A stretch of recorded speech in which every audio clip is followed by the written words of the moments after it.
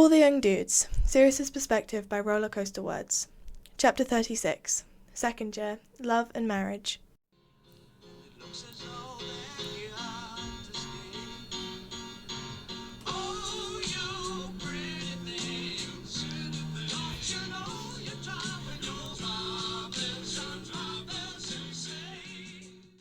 Friday the 20th of April, 1973. Sirius was on a roll. In the past week alone, he and James had changed the colour of all the Slytherin banners in the Great Hall, bright pink, enchanted the torches on the third floor to start sneezing whenever someone walked past, absolute chaos during passing periods, and plotted a new secret passage on the map. The switch was inside a suit of armour outside the Ravenclaw common room. James had threatened that they were going to have to seriously buckle down and focus on revising starting next Monday. But first they had decided to round out the week with a prank involving a time delay spell and spitting tulips from the greenhouse. It was an unusually warm day, and most of the students were outside on the grounds enjoying the sunshine, leaving the halls relatively clear. Sirius ran through the empty corridors with an armful of flowers, on his way to a rendezvous with James. He had timed everything precisely, and he couldn't be late. So of course he rounded the corner and ran straight into Severus Snape. He skidded to a halt just before they collided, breathing hard. Snape wasn't alone, to Sirius's irritation. Regulus was right next to him. It was a side passage, narrow enough that the two boys could be standing next to each other, and took up most of the space. "Well, well," Severus sneered, eyeing the flowers in Sirius's hands. "What do we have here?" "Out of the way, Snivellus," Sirius said roughly, ignoring his brother. He couldn't risk trying to push past Snape. The flowers were delicate, and one wrong move could set them off. "What are you up to?" Snape narrowed his eyes. "Are those for your boyfriend, Potter?" Sirius flushed. Something about the way Snape had said boyfriend made him nervous and uncomfortable. "Actually, they're for Evans," he shot back. "Remus told me they're her favourites, and the two of them has been spending quite a bit of time together. Do you reckon she "Shut up," Snape hissed, face white with rage. He whipped out his wand, pointing it menacingly at Sirius's face. He had obviously touched a nerve. "Oh, come on, Severus. Just let it go," Regulus intersected, sounding almost bored. "Piss off, Reg. I don't need you to defend me," Sirius snapped, fumbling for his own wand as he tried to jiggle with the flowers. Snape let out a sharp bark of laughter. "As if he'd ever defend a blood traitor like you!" Sirius didn't think much of the insult. He'd heard it plenty of times before, and he was more focused on somehow getting into a dueling stance while still protecting the precious cargo. Half distracted, trying to calculate his remaining time before he missed the rendezvous with James. But Regulus stiffened. "What did you say?" His brother's voice was low and even. It sounded calm, if you didn't know him well.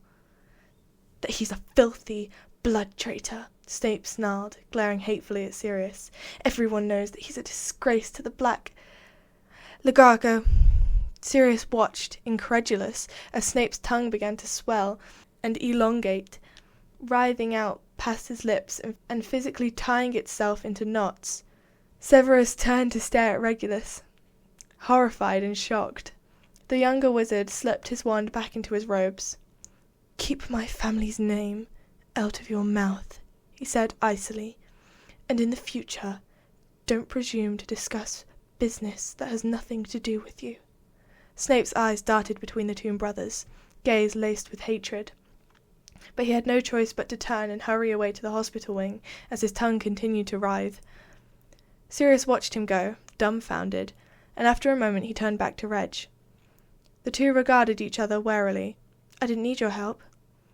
"I didn't do it for you." A pause. Then, "That was disgusting." Reg's mouth tugged up on one side, in half a smile.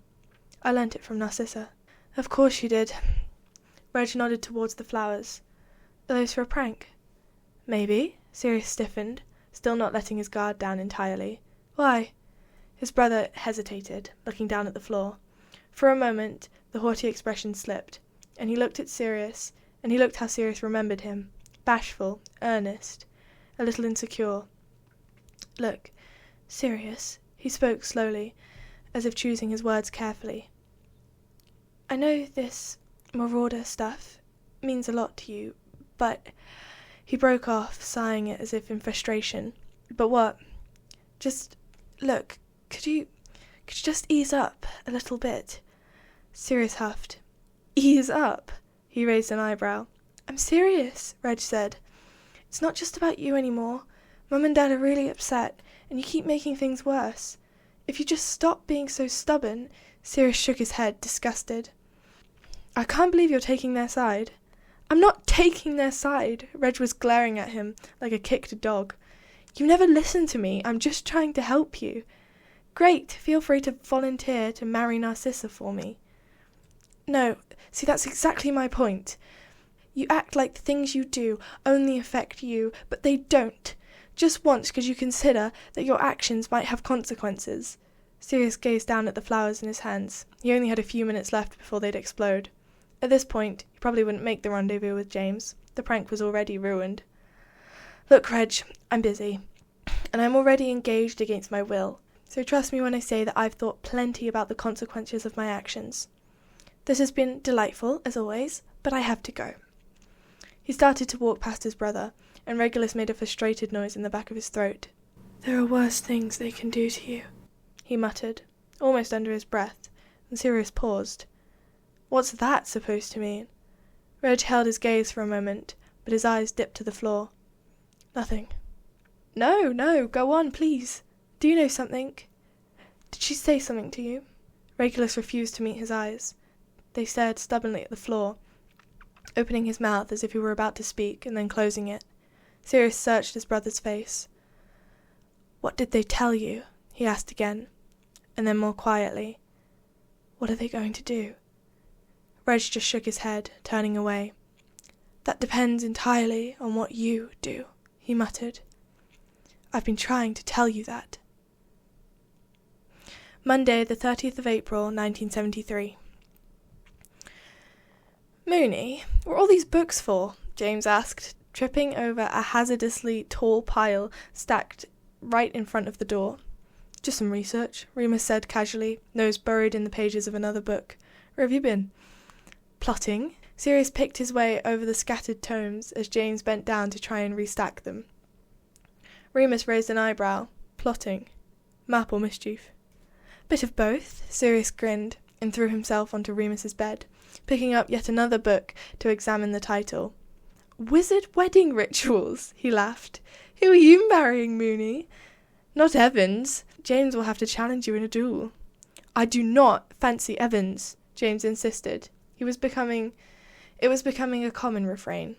He picked up the final book that he had knocked over and placed it on top of the pile, taking a moment to scan the cover. Magical Marriages. He pushed his glasses up his nose. Seriously, Remus, what is this about? Remus gave a long, suffering sigh, setting his book down and rubbing his eyes. I'm trying to help you. He nudged Sirius with his foot. Someone's got to get you out of this stupid engagement. Sirius's stomach twisted. He hadn't realized Remus was doing all this research for him. He covered his surprise with a scowl. Oi, I'm doing everything I can. Remus gave him a skeptical look. What are you doing, Black? Haven't I had more detentions than anyone else this year? I must get a howler a week. And my lions, don't forget my lions at the Quidditch match. Remus knotted his brow, perplexed. And how is any of that supposed to help? I'm proving that I'm not the marriage type. No offence, mate, James said, joining them on the bed. But I don't think you lot really care that you're not the marrying type. Exactly, Remus agreed. You're the heir. You have to marry another pureblood. The Black family have a long history of intermarriage. Even your parents are cousins. Sirius shivered self-consciously. It felt weird hearing Remus speak so clinically about the situation, about his family. How do you know? I've been reading, Remus said, gesturing to the books as if they were obvious. There's loads of stuff in the library on your family. One of the oldest Wizarding houses in Britain, traced all the way back to the Middle Ages, where the family seat was in Inverness in Scotland. I know all of this, Sirius interrupted, starting to feel a bit irritated. He didn't need Remus, of all people, to school him on his family history. He got enough of that from his bloody parents. Yeah? But did you know you weren't first Black who wanted to get out of a marriage? Well, obviously Andromeda, but that was more she did want to marry, only Ted was the wrong sort. Not just her. Lyra Black defied the family's wishes in 1901 to marry into the Crabbe family, and Delphinius Black was supposed to marry his niece in 1750, but left her at the altar and married Fidelia Bloodstrode. Your Uncle Alfard never married either, though there's no explanation. Yeah, we're not supposed to talk about him, Sirius interrupted again. I've heard Mother ranting about him, and I'm pretty sure he was a queer. Neither of the boys seemed to know what to say to that, after an awkward pause. My dad knew Uncle Alfard, James offered. He said he was an all-right bloke. He was always nice to me, Sirius shrugged.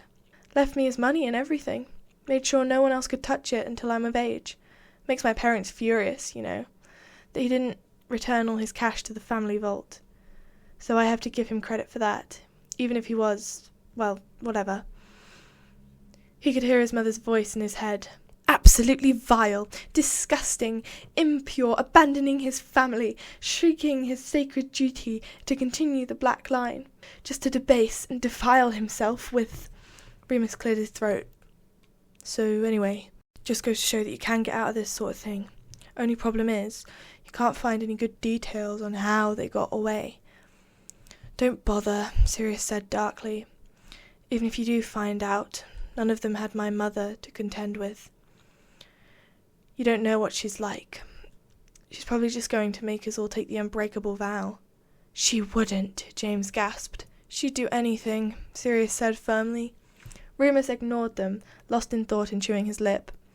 With the conversation effectively ended, James and Sirius both clambered over to their own beds, a sombre silence settling over the room. The truth was, Sirius had pretty much given up hope on getting out of the engagement. He'd been thinking a lot about his conversation with Reg, and how he was sure that there was something his brother wasn't telling him, which only made him feel more powerless. He really had done everything he could think of to get his parents to change their mind, to give up on him. If he'd done his best and it hadn't worked, what more could he possibly do? Thinking about it just made his thoughts spiral, remembering how helpless he was in the face of his parents' wrath, how outmatched in his futile battle for respect, freedom, the right to live his life as he saw fit, rather than dictated by years and years of ridiculous bloody traditions. Sirius wasn't even entirely sure what he was fighting for, which only made defying his family that much more exhausting. So although a part of him was grateful to Remus for his efforts, he understood that his friend was just trying to help. The discussion of all his research mostly just made Sirius feel sick, and he didn't want to think about engagements or betrothal ceremonies or marriage. He just wanted to enjoy his last few months at Hogwarts, pretending that nothing was ever going to change. Chapter 37. Second Year, Exams. May 1973. Unfortunately, it became more difficult for Sirius to ignore the looming future once exam season came around. Every student at Hogwarts was frantically revising, test schedules were posted, and professors kept harping on about year-end grades. To make matters worse, all of Sirius's friends seemed to have lost their minds. James no longer had any time for pranks. Peter looked like he was about to cry every time he opened a book, and Remus, well, Sirius wasn't quite sure what was going on with Remus. The normally quiet boy seemed edgier than usual, and less in control of his magic. Normally, Remus was able to cast spells as easily as breathing. It drove Sirius mad how quickly he picked up on things. But for whatever reason, as exams drew closer, it was as if every bit of magic he cast went overboard. He tried to levitate a book and sent it soaring, crashing into the ceiling, or mutter a simple lumos and nearly blind everyone in the general vicinity. Sirius might have found this impressive if it wasn't so annoying. The constant distractions from his own revision grated on his nerves. James and Remus had both pulled ahead of him in classes, and Sirius wanted to make sure they didn't beat him in every subject. He gritted his teeth as Remus tried to levitate his gobstone set for the third time, and sent it crashing into the dorm window for the third time. "Reparo," Sirius muttered, attention pulled away from his astronomy homework. The shattered glass knit together seamlessly. He turned back to his notes, and Remus sighed. "You need to relax, mate," James suggested, as he had before, about 5,000 times. "We don't have any practical exams until next week anyway." "I'm so behind, though," Remus frowned, collecting up his gobstones and putting them back in their box. Sirius rolled his eyes from behind his papers. Behind. Behind for Remus meant that he hadn't gotten around to doing a second reading of the texts, paired with some independent research in the library. "If you're behind, then what am I?" Peter said miserably from the floor, making everything about himself, as usual. He was desperately trying to review the texts for no less than 5 different subjects, taking up all of the space with his books. "I know I'm going to fail Transfiguration. My rabbit hasn't changed at all this year, and I know she's going to make us do something really hard." "At least you're good at potions," Remus shot back. "And herbology. I can't even remember which leaves mean what." "You beat me on the herbology quiz," James reminded him, "and you got us all by the bollocks when it comes to history of magic. I've been copying your homework all year." "But you're best at Remus started to reply, and Sirius felt a rush of anger. Why couldn't they just shut up about who was best at what? He threw his astronomy book on the floor, where it landed with a loud, satisfying thump. Peter flinched. "Will you all just shut up? I'm trying to revise," he shouted, standing up. "Like a bunch of old women nattering. I'm going to the library." He yanked his satchel over his shoulder and stormed out of the room before any of them could respond. He knew, even as the door slammed shut behind him, that he wasn't being fair to his friends. But he couldn't bring himself to care as he stomped down to the library, letting the dark mood settle over his shoulders like a familiar cloak. By the time he'd thrown his things down on a table and opened up his astronomy texts, he was so frustrated that he could barely concentrate. What was he even studying for? It wasn't like his parents would care. He'd never hear the end of it if he got bad grades, of course. They'd call him a disgrace all summer. But they already did that anyway, and even if he came on top in every subject, his mum and dad would hardly bat an eye.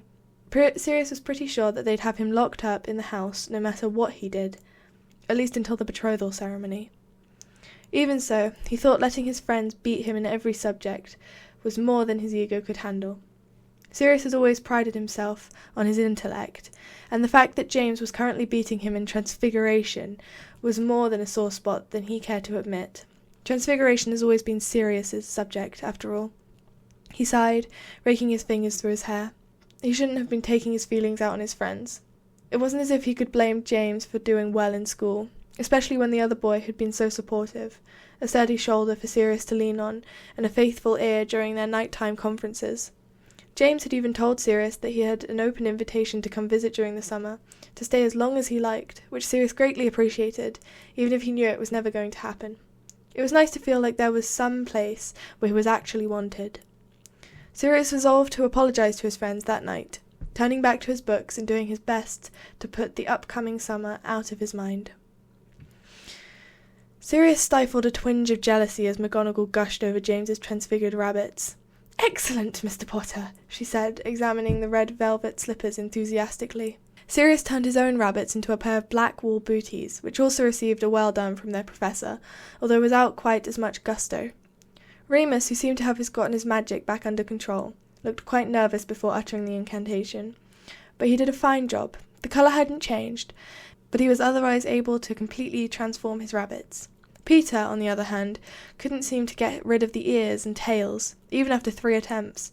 To make matters worse, the slippers left droppings on the desk. McGonagall frowned and shook her head at the mess. Sirius yawned as their professor finished her survey of the classroom, walking to each student's desk. They had already handed in their theory papers, something Sirius wasn't worried about at all. He was excellent at writing essays, as long as the topic was something interesting. He was anxious to have the exam over with. They had finished with the rest of their classes. Sirius was very confident with his work in History of Magic and Defense Against the Dark Arts, and he was reasonably happy with the rest of his subjects. Transfiguration was his final jewel. When she'd finished grading every student, McGonagall transformed all of the rabbits back and herded them into her hutch at the back of the room, ready for the next exam. Before dismissing them, she passed around sheets of parchment with what looked like blank timetables stamped onto them. "You'll be aware," she said, peering down her nose at them, "that in your 3rd year you may choose a minimal of 2 additional subjects to take up to ordinary wizarding level. Here are your application sheets. If you will please think carefully, reviewing each subject's merits, then complete the form and return it to my office no later than the last day of term." Sirius looked down at his paper, scanning the list of subjects. Around him, the other students began murmuring excitedly. He was still reading his sheet as they made their way into the hall, where Peter immediately began interrogating James about which course he was going to take, so that he could copy the schedule exactly. "Muggle Studies," Sirius announced as they headed outside into the summer sunshine. "Definitely going to take Muggle Studies." It would drive his parents mad. Plus, maybe he'd be able to understand Remus better. Sometimes the boy could make references or use figures of speech that Sirius had never heard of before, and if he visited Andromeda in the Muggle world, he'd be able to blend in. "Do you think Evans will take that?" James mused, reading his own paper. He was becoming more and more obvious that he fancied her, which still irritated Sirius sometimes.